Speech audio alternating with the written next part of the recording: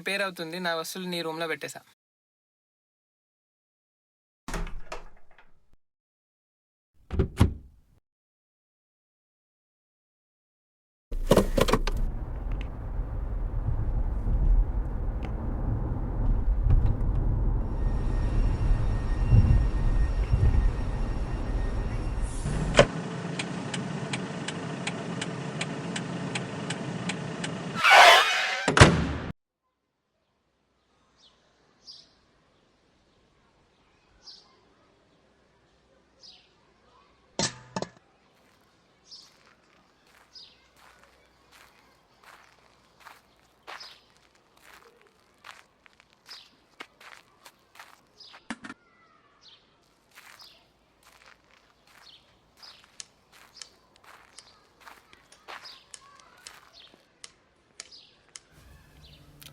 ఏమండి, ఎవరైనా కూర్చున్నారా ఇక్కడ?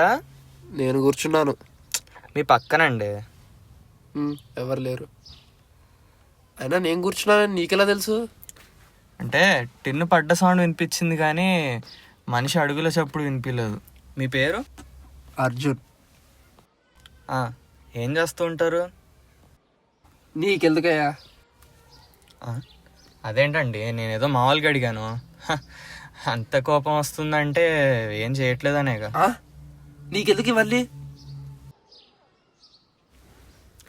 మీరు మెల్లగా లేచి వెళ్ళిపోవాలన్నా నాకు తెలుస్తుందండి.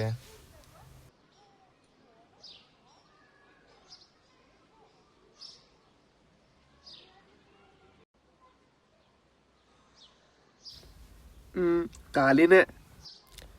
ఓ, సంపాదించట్లేదనా బాధ? డబ్బు సమస్య కాదు. మరి నీకెందుకు ఇవన్నీ? అయినా నా విషయాలు నీకెందుకు చెప్పాలి? అదేనండి, ఇప్పుడు బాధ పంచుకుంటే తగ్గుద్ది అంటారు కదా. పంచుకుంటే తగ్గడానికి ఇది మార్చగలిగేది కాదులే. సరే, నీ గొంతు వింటుంటే ఒక 20-25 వయసులాగా ఉంది. మరి పిల్ల సమస్య ఏంటి? పిల్లనా? నాకెవరు లేరు అలా. నీకున్నారా ఏంటి? ఈ గుడ్డోడికి ప్రేమ ఏంటండి? అబ్బా, ఎందుకు ఉండకూడదా? ఇప్పుడు మీకే కానీ 50 ఏళ్ళు వచ్చి ఓ కూతుర్ని కానీ తన్ని పెంచి నాలాంటి గుడ్డోడికి ఇచ్చి పెళ్లి చేస్తారా? కరెక్టే. మరేంటి ఇప్పుడు నా సమస్యలు ఎందుకులే కానీ మీరు చెప్పండి ఫస్ట్. నలుపు తెలుపు ఈ రెండింటి మధ్యలోనే నా జీవితం అంతా. అవి తప్ప ఇంకేమీ కనబడవు. అంటే అందరికీ కనిపించేటట్టు కనిపించదు నాకు. అంటే అంతా బ్లాక్ అండ్ వైట్లోనే కనిపిస్తుంది. ఓర్ని, నాకు అన్నీ బ్లాక్లోనే కనిపిస్తాయండి. మీకు అట్లీస్ట్ ఆ రెండైనా కనిపిస్తున్నాయి. అది అవునులే, నేను ఎవరితో చెప్పుకుంటాను.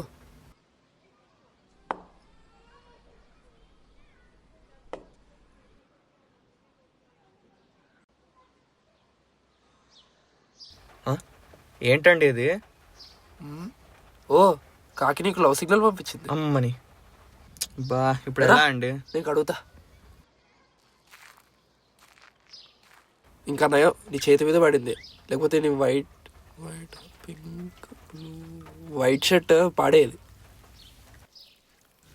అయినా కళ్ళు కనపడకపోయినా నువ్వు బాగానే రెడీ అయ్యావుగా. ఓ అదా, ఒకసారి నాకు తెలిసిన వాళ్ళని పిలిపించుకొని అన్నీ ఆర్డర్లో పెట్టించుకున్నానులేండి. ఓహో, బాగానే ప్లాన్ చేసుకున్నావుగా. నేను కూడా ఇలాంటిది ఏదో చేయాలి. నాకు ఒకసారి ఏమైందో తెలుసా?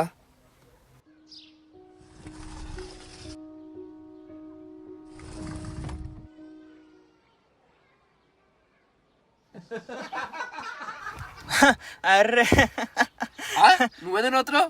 నీకు అసలు రెడ్ గ్రీన్ ఎలా ఉంటాయో తెలుసా? ఓహో, ఐఎమ్ సారీ, నేను అనకుండా ఉండాల్సింది. తెలుసు. ఏంటి? తెలుసు, రెడ్ గ్రీన్ అన్ని కలర్స్, షేప్స్, షాడోస్, ఫ్రేమ్స్ ఎలా ఉంటాయో అన్నీ తెలుసు నాకు. సన్సెట్స్ కూడా తెలుసు నాకు. చిన్నప్పుడు నాకు చూపు ఉండేది. ఒక యాక్సిడెంట్, అదే నా చివరి సన్సెట్. ఆ రోజు మా నాన్నని, నా చూపుని రెండింటినీ కోల్పోయాను. I'm really sorry. జరిగి చాలా రోజులైందిలేండి.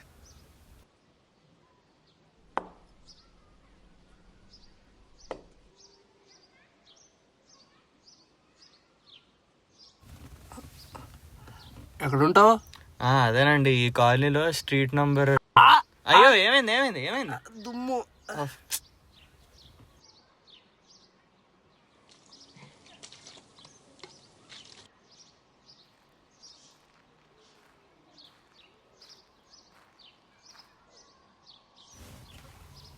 ఎప్పుడు కనపడలేదు. నాకు కూడా మీరు ఎప్పుడు కనపడలేదు.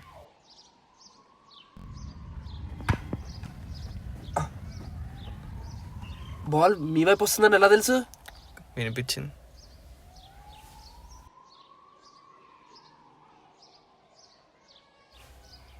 మరి ఆ చివరి సన్సెట్ ఇంకా నీకు గుర్తుందా? కళ్ళకు కట్టినట్టు. సన్ రైజ్ అయినా సన్సెట్ అయినా ఒకటే నాకు. కలసారా మిత్. అందరికీ నమ్మకం ఉంటుంది, నాకు లేదు. లోపల రంగులు మార్చే ఈ ప్రపంచంలో బయట రంగులు కనిపిస్తే ఏంటి, కనపడకపోతే ఏంటి, కనిపించడమే ఎక్కువ. మీరు బాగా చెప్తారు ఫిలాసఫీలు.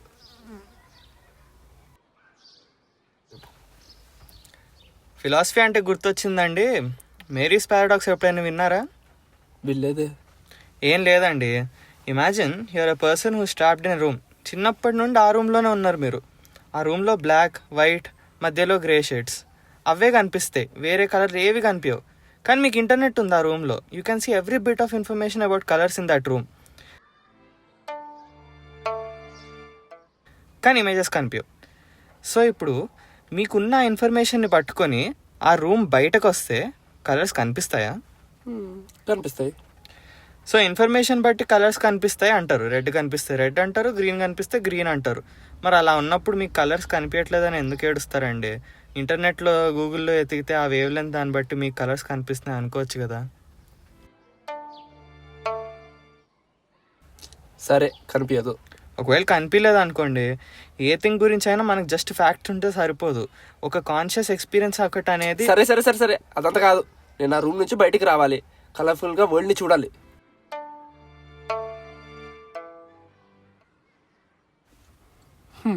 నేను ఇంక వెళ్ళాలి. ఎక్కడ మీ ఇల్లు? ఇక్కడే పక్క వీధిలో. మళ్ళీ కలుద్దాం. సరే.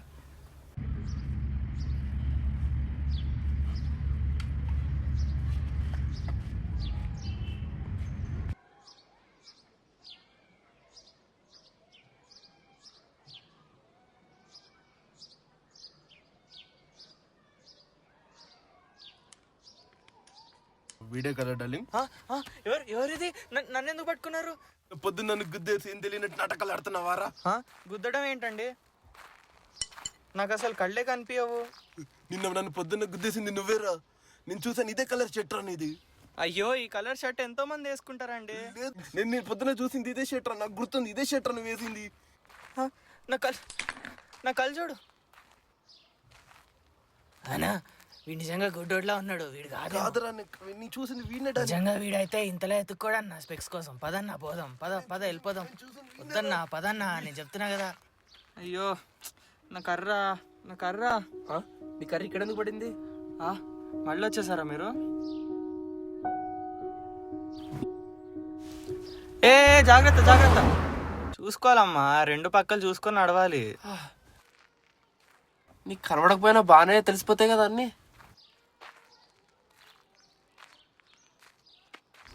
సరే నేను వెళ్తాను మరి. మళ్ళీ కలుద్దాం. మళ్ళీ ఆ అవసరం రాదేమో.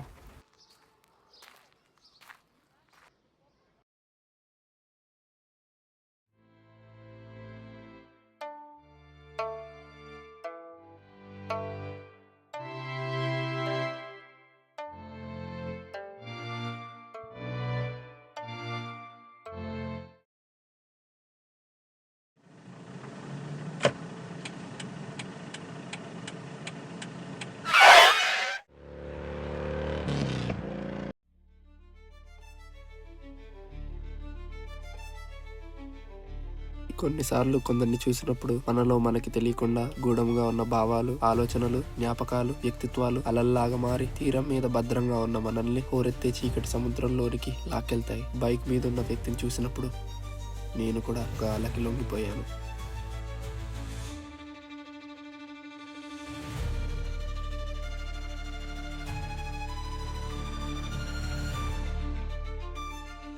ఈ ప్రపంచం కేవలం ఒక్క చూపుతో చూసేది మాత్రమే కాదు,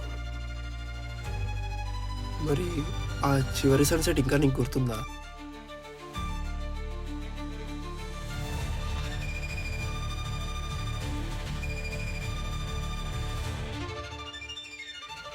ఒక యాక్సిడెంట్.